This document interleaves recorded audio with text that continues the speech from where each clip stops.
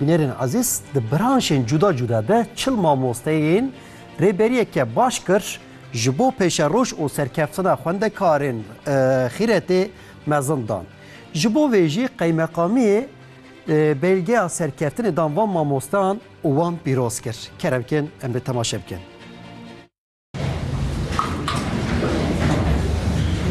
Qeymeqamtiya Midyada Mêrdînê ji bo mamosteyên ku li navçeyê wezîfedarin organîzasyoneke xweş li dar xist.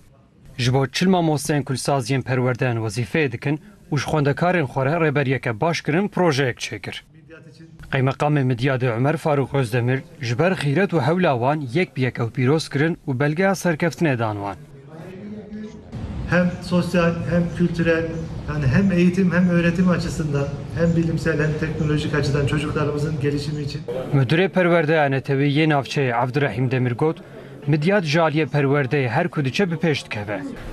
Bi vênakê jî eğitim faaliyetê me jî maşallah gelkî xweş dewam dike û li gorî ciwarê dora xwe eğitim seviyesiyan başarıya me her pêşte îsal li öncetiya lîdertiya qeymeqamê de me eğitim faaliyetê xwe hê bêtir pêştir birin. Piştî merasimê qeymeqam, îdarekar û mamosteyan bi hev re wê negirtin.